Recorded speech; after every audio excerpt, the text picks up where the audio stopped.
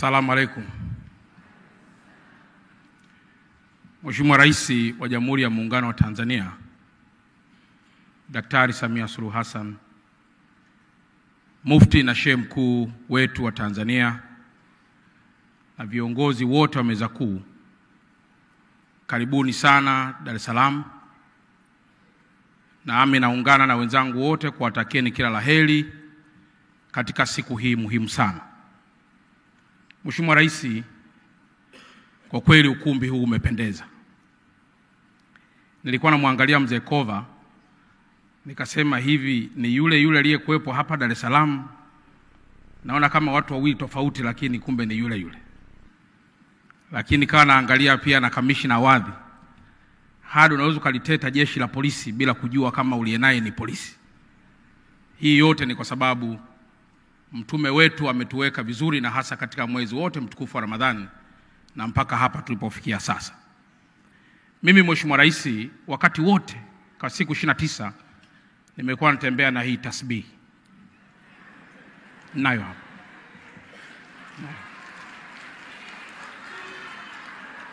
Na pale nyumbani Mheshimiwa Rais, kila wakitaka kuniloga mimi nasema tu Allahu Akbar, Allahu Akbar.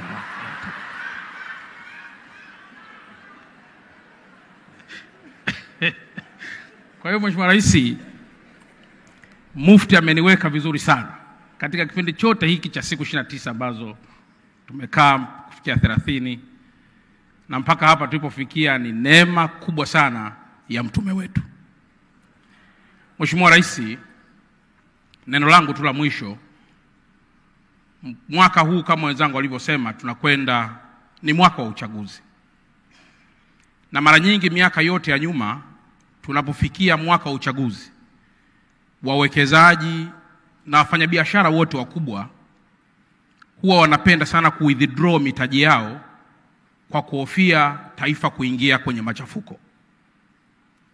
Mheshimiwa Rais, naomba nitumie nafasi hii kwa niaba ya wakuu wa mikoa wenzangu wote kwamba msiogope kuja kuwekeza Tanzania, na wala msiogope kuja kuwekeza Dar es Salaam.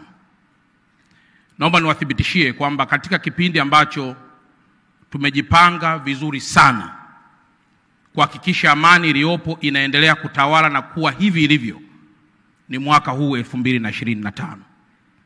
Lakini msingi wetu mkubwa sio tu vyombo vya dola, hapana. Tumejipanga kuendelea kutoa elimu kubwa kwa Watanzania wote na hasa wa Dar es Salaam na mali pengine kuhusu thamani ya amani na kulinda taifa letu. Hatuna baba wala mama mwingine wa kukimbilia tutakapochafua amani ya taifa hili.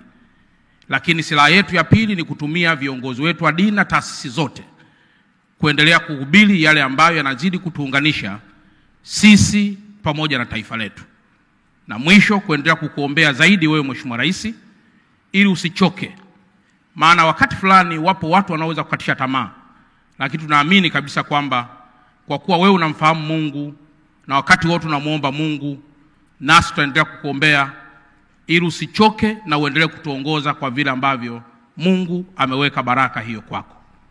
Baada ya kusema haya, nashukuru sana na asanteni sana.